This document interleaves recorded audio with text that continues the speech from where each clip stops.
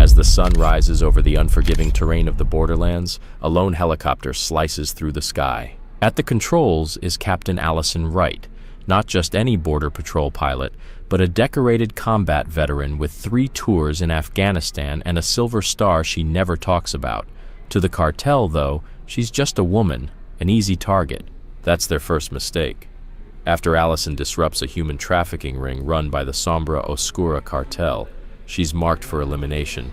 But they have no idea who they're dealing with. When the cartel targets her family, they don't realize they've awakened a warrior who's seen real war and survived it. This isn't just a story of retaliation. It's the unraveling of one of Mexico's most feared cartels by someone they underestimated. Outnumbered and outgunned, Allison doesn't retreat.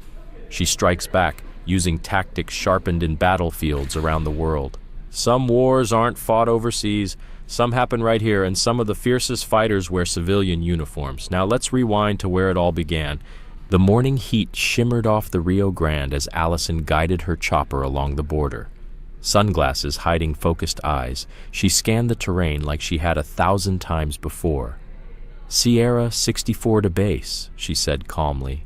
Eastern sector sweep complete, nothing unusual, returning to base. Copy that, Sierra 64, the dispatcher replied. Weather front moving in, ETA 90 minutes, suggest expedited return. Allison checked her fuel. Roger. One last pass over Sector 7. Flying low to spot tracks, her instincts suddenly lit up. Movement where there shouldn't be any. A group of 5, maybe more. Migrants by the look of it. One was elderly, another carried a child. The heat was pushing past 100, no ground units nearby. They won't last 30 minutes, she said. I'm going in. Landing in a swirl of dust, she grabbed her med kit and water. Years of combat had trained her to stay alert. As she approached, her hand hovered near her sidearm. Is everyone okay? She called out in Spanish and English. A dehydrated woman answered. Gracias. My father can't walk. They left us when he slowed down. Allison knelt beside the man. He was too weak, or at least he should have been. But something wasn't right. His grip was firm, his eyes too clear, and one of the younger men barely touched his water, yet watched her like a hawk. When she spotted the tattoo on his wrist, a shadowed serpent's eye, she knew, Sombra Oscura, and she wasn't just helping migrants anymore, she was standing in the middle of a setup. That's when the backup arrived. Dust clouds curled across the horizon as 2 Border Patrol vehicles rolled to a stop. Agent Scott Peterson stepped out of the lead truck, his expression a mix of worry and frustration the moment he saw Captain Allison Wright. We've talked about this, he said sharply. You can't keep landing without backup. Allison didn't look up from the IV she was managing. And I'm not about to hover overhead and watch someone die of heat exhaustion. From the second vehicle, Agent Nicole Garcia, Allison's longtime colleague and closest friend, stepped out and shook her head. He's right, you know. One day you're going to set down for the wrong group. Allison glanced toward the man with the tattoo, who still hadn't taken his eyes off her. Then it's a good thing I don't need saving. As the agents began helping the migrants into the vehicles, the tattooed man brushed close to Allison. His voice was low, meant only for her. You should be more careful where you land, pilot, he muttered. Not everyone in the desert wants to be rescued. Allison didn't flinch. I'll keep that in mind. Once he was loaded into a vehicle, she turned to Peterson. Check his wrist. You'll find ink and trouble. Peterson gave a sharp nod. Already got a bad feeling about him. Back at Eagle Pass Station, Allison filed her report and headed to the morning briefing. The place buzzed with activity, agents moving with urgency. Inside the conference room, Chief Mark Thompson stood beside a large screen displaying cartel intelligence. Right, he acknowledged as she walked in. Glad you could join us. We're reviewing Sombra Oscura's latest activity. Sorry for the delay, sir, Allison said, sliding into a seat beside Nicole, who handed her a fresh coffee. Had to file a rescue report. That's your 3rd this month, Thompson replied, not without a touch of admiration. Your job's aerial surveillance, not field triage. With respect, sir, Allison said evenly, My job is to protect and serve, and sometimes that means helping a kid dying of dehydration. Thompson didn't argue. Instead, he nodded for the intel officer, Agent Reyes, to continue. As I was saying, Reyes said, cartel activity in Sector 7 has surged. We're seeing organized formations, not random groups. Their tactics suggest military training, not street-level operations. Images of armed men, drug seizures, and trafficking maps filled the screen. Allison leaned in, recognizing the signs: formation discipline, methodical positioning. They're moving into northern corridors, Reyes continued, taking control from smaller groups, expanding their influence, and now targeting our helicopters. He clicked to a new slide. Surface-to-air missiles, heavy weapons, Russian-made systems smuggled in and positioned along known patrol routes. They're planning to shut down our air advantage, Reyes said, create surveillance blind spots. Allison's voice was steady, but her eyes sharpened as she studied the screen. Those are IGLA systems. I've seen them before, in Afghanistan. They're no joke. One hit and a chopper like mine won't make it back. The room went quiet. I sometimes forget you're not just another pilot, Chief Thompson said. 2 tours with the 160th SOAR before transferring to conventional, Allison confirmed. We handled high-risk insertions, extractions, night raids, the kind you don't forget. Peterson let out a low whistle. Night Stalkers. That explains your flying. Thompson straightened. Your experience just became mission critical. Effective immediately, we're changing flight protocols. No solo runs in eastern sectors. Minimum altitude, 5,000 feet in risk zones. Allison bristled.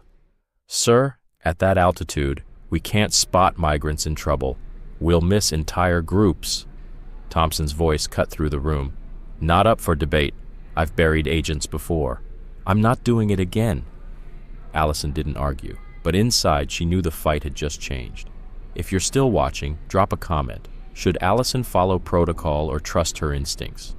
And don't forget to subscribe. The next chapter will show just how far the cartel is willing to go and how one woman plans to stop them. As the briefing wrapped up and the room emptied, Chief Thompson motioned for Captain Allison Wright to stay behind. His voice dropped a notch, the hard edges of command giving way to something more personal. Wright, you're one of the best pilots I've got, but you take too many risks. Calculated ones, sir, she replied, standing tall with that unmistakable military posture, hands clasped behind her back, steady eyes forward.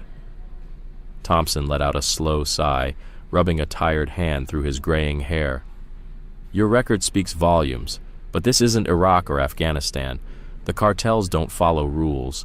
They don't take prisoners. And they especially don't tolerate female officers who get in their way. I'm not afraid of them, Allison said quietly. Maybe you should be, he shot back. Alejandro Delgado personally ordered the execution of 3 female federales in Juarez last year, left their bodies out in the open, as a warning. Allison's jaw tightened, but her voice never wavered. That's exactly why we can't back down. Thompson studied her for a long moment. What is it with you, Wright? Most people with your background do everything they can to stay out of the line of fire. But you keep flying straight into it.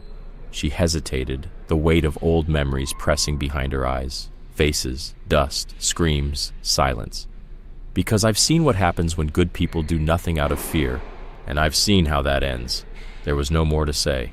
Thompson nodded, quietly understanding what really fueled her fire. Just follow the new flight protocols. That's all I ask. I'll do my best, sir. That evening, the Texas sun dipped behind the hills as Allison pulled into the driveway of her modest ranch house outside Malin. The day still echoed in her mind. The cartel was changing, more organized, more daring, and now they were targeting air patrols directly. She spotted her sister's car already parked out front, and the sight brought a rare smile to her face. Megan always had a way of bringing her back to earth. Hey, stranger, Megan called from the kitchen as Allison stepped inside. Starting to think you live in that chopper. Feels like it some days, Allison said, kissing her sister's cheek. The scent of something familiar filled the air. Is that Grandma's enchiladas? As close as I could get, Megan laughed, stirring sauce on the stove. Oh, And Gabriel called. He asked if you could take Eva this weekend. He's got work." At the mention of her niece, Allison's face lit up. "Absolutely. We'll go riding. How's she doing with the jumps?" "Still hesitant," Megan said with a smirk. "But stubborn as ever. Wonder where she gets that." As they sat down for dinner, Allison's phone buzzed. A message from Nicole. Scout talked. "Something big's coming through Sector 7 next week. Chief wants everyone on high alert." Allison locked the phone and tucked it away, not wanting to ruin dinner. But her unease only deepened. Whatever the cartel was planning, it was big. Big enough to risk losing a scout. Big enough to target her personally. "You okay?" Megan asked, noticing the shift in her sister's expression. "Yeah," Allison said with a forced smile. "Just work stuff." "Tell me about your day." What she didn't know, what none of them knew, was that across the border, in a dimly lit room, a new plan was already in motion. Alejandro Delgado sat at a table, a photograph of Allison Wright in front of him. Border Patrol ID, sharp uniform, steady eyes. "This is the pilot who disrupted our operation," he said coldly. Rodrigo Moreno, his lieutenant, shrugged. "Just a woman, one bullet, and the problem's gone." Delgado tapped the photo, slowly. "No. First we understand our enemy, then we dismantle them. Start with her family, friends, find the cracks," he ordered. "Then we send a message." Moreno nodded, tucking the photo away. "What about the shipment?" "It proceeds, but now with insurance. By the time we're done," Delgado said, his voice ice cold, "this sector will be ours, and anyone who tries to stop us will learn the cost." In the chief's office, two unfamiliar men in suits stood waiting. "This is Special Agent Carson, FBI Border Security Task Force," Thompson said, "and Agent Delgado from the DEA." Allison shook their hands, immediately sensing the weight of whatever was coming next. "Captain Wright," Carson nodded. "Your name came up in this morning's briefing." Thompson gestured toward the chair across from his desk. "Have a seat. What we're about to share doesn't leave this room." Once the door shut, he activated a secure screen. The image that appeared made Allison's eyes narrow. "The man you encountered yesterday, Christian Vargas, wasn't just another cartel foot soldier," Thompson began. "He was personally assigned by Alejandro Delgado to scout helicopter landing zones. For this," the screen shifted to satellite photos. "A compound, just south of the border, a runway under construction. Taken 3 days ago," Agent Delgado added. "We believe Sombra Oscura is preparing for a major inbound delivery." "Drugs?" Allison asked, scanning the screen. "Possibly," Carson replied, "but the chatter we've intercepted is more concerning. They're referring to special merchandise, cartel code for high-value human trafficking. Someone important. Someone who can't risk a traditional crossing," Allison murmured. "Exactly," Carson confirmed. "And your unexpected arrival near their scout spooked them. We intercepted communication. They've pushed their timeline up. The operation's coming in the next 72 hours. Thompson handed her a folder stamped classified. Inside was a blurry image, a photo of Allison stepping out of her helicopter. Below it, a line of Spanish. "La inquieta elimina," the pilot. "Find her. Eliminate her." Allison read it silently, her face unreadable. "They've marked you," Thompson said. "You're grounded. Effective immediately." "Chief, it's not up for debate," he cut her off. "But there's a way you can still be part of this." Carson leaned forward. "We need someone who understands aerial logistics, the flight paths, terrain, radar gaps.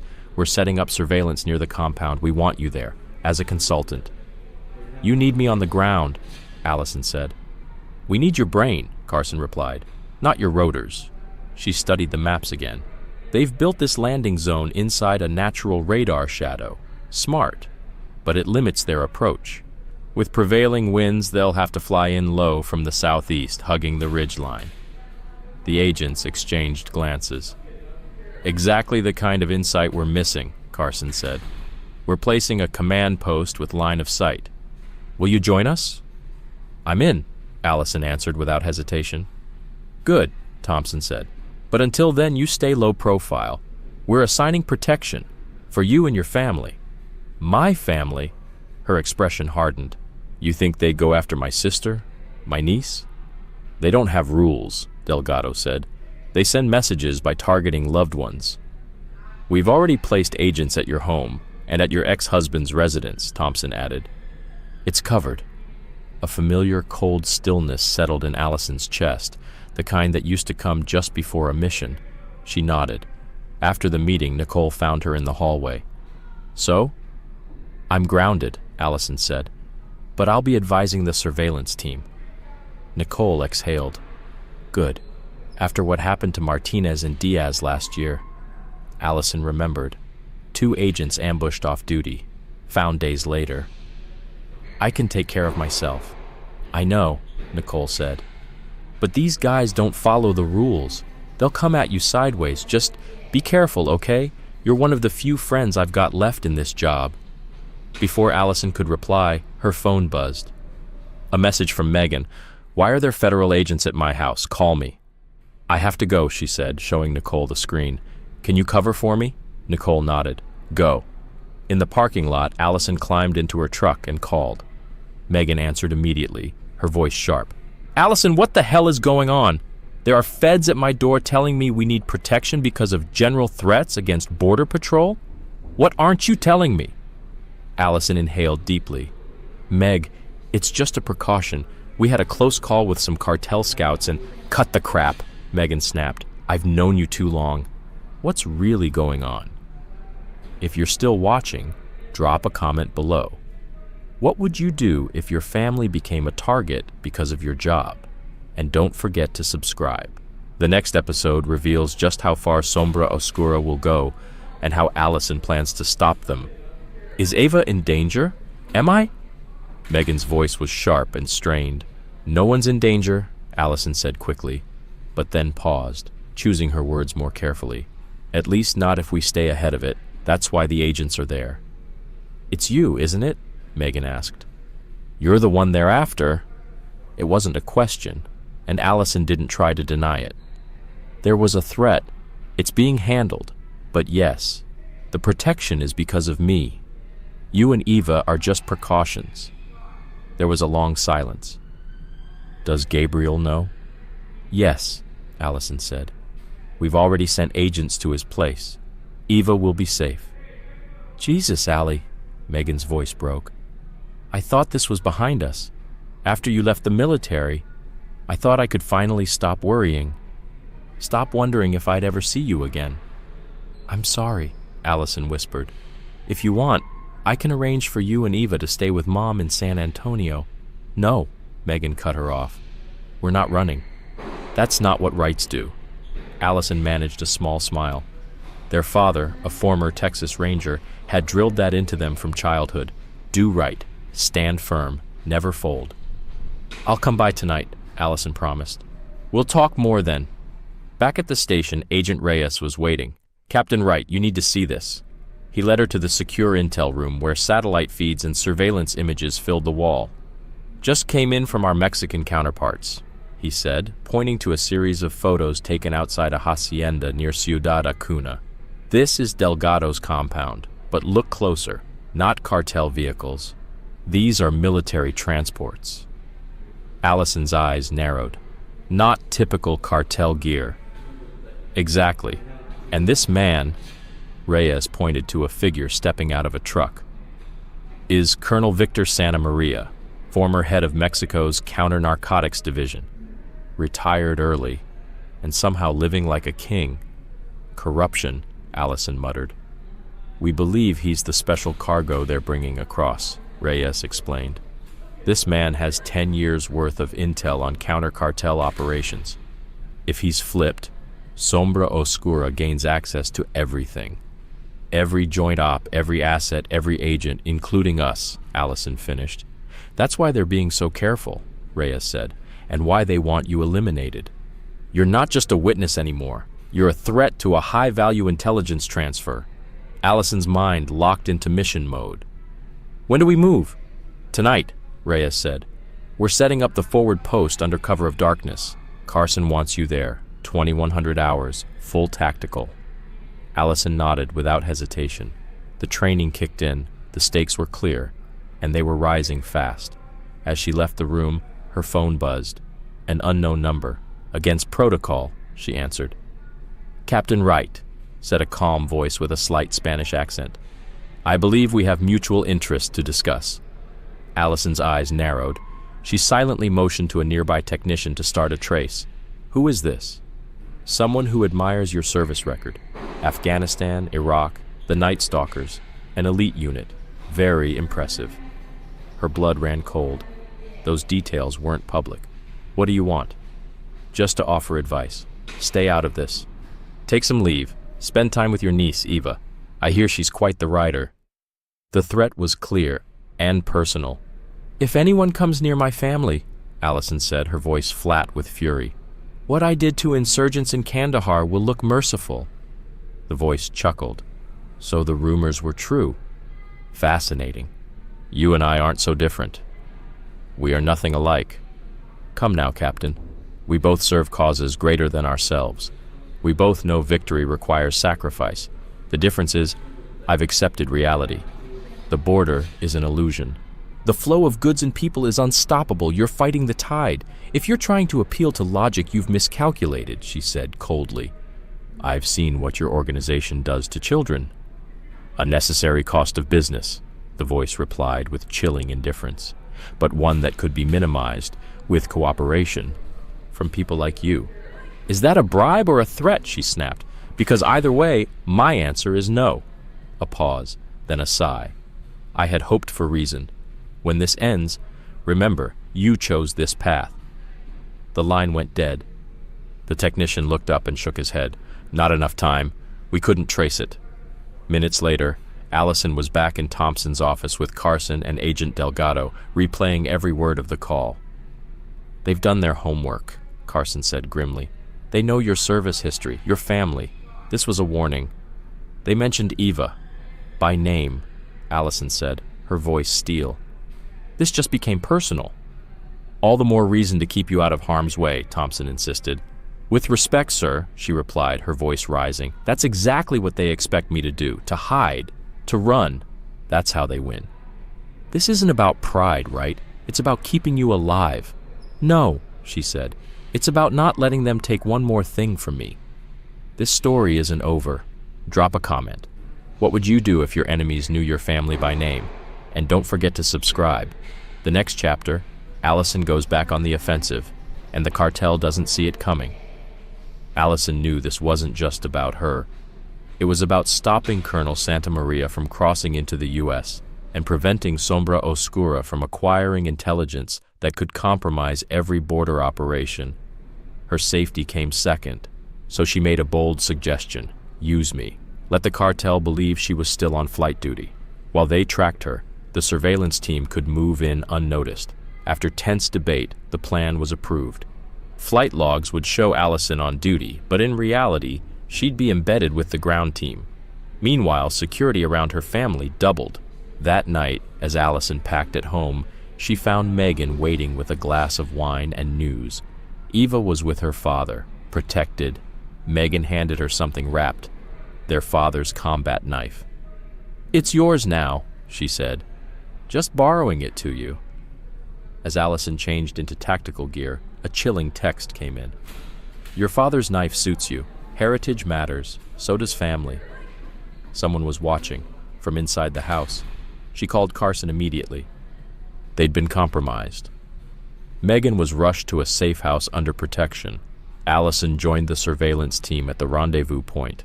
The mission was on. They moved out under cover of darkness. Allison's job was to ID the aircraft, confirm Santamaria, and support the operation. But something felt off. The cartel knew too much about her background, her home, her family. They were too informed. As the cartel helicopter approached the landing strip, Allison watched through thermal optics as elite operatives unloaded Santamaria, briefcase in hand. It was him. But just as confirmation came through, a sniper opened fire on their position. They were under attack. Worse, backup wasn't coming. A coordinated cartel diversion was underway. at Falcon Lake near Megan's safe house. Allison realized with horror the whole thing was a decoy. Santa Maria's arrival? A distraction. The real target was her family. Under heavy fire, Allison and her team retreated. As she called Gabriel to check on Eva, she confirmed her niece was safe. But Megan didn't answer. Moments later, Allison got a call. From him, the cartel voice she'd heard before. He had Megan, her only chance. Trade the surveillance intel for her sister's life. Allison agreed, but only to meet face to face. She went in alone, staged a distraction, breached the safe house, and engaged in brutal hand-to-hand combat with Delgado's right-hand man, Moreno. With Megan's life on the line, Allison fought like never before, taking down multiple cartel gunmen and finally capturing Moreno. Megan was safe, but Delgado had already moved Santa Maria to a warehouse in Laredo. Allison and the FBI raced to intercept. What followed was another intense operation, a firefight, a rooftop standoff, and a personal confrontation between Allison and Delgado himself. In a moment of desperation, she disabled the cartel's extraction helicopter, held Delgado at gunpoint, and confirmed her sister's safety before standing down. Delgado was captured. Santa Maria, too. The threat seemed over, until word came in. Delgado had escaped custody. He'd planned everything. The arrest, the transfer, the ambush. Now he was free, and targeting everyone involved in the operation. They called it La Limpieza, the cleansing. Allison's only lead came from a surprise message. Hangar 7, Malin International, come alone. Inside the hangar, Allison met two defectors from Delgado's inner circle. They handed over the real intelligence files, every name, operation, and official compromised on both sides of the border. In return, they wanted protection. But as they prepared to leave, cartel forces stormed the hangar.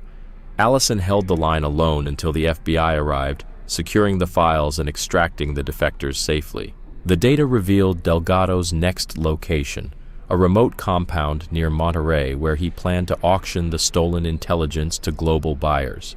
The final mission was launched. Joint forces raided the compound, and after a tense breach, Delgado was finally captured. For real. Though some files were lost, the recovered intelligence exposed corrupt officials and cartel routes. Sombra Oscura's network was broken. 1 week later, Allison stood on her porch, watching Eva ride her pony. Her family was safe, for now, but then came a message from him. Impressive move, until our next encounter. The war wasn't over, but Allison was ready. Tell us in the comments, would you go this far for your family? And if this story hit you hard, don't forget to subscribe. Tomorrow's video, even more intense.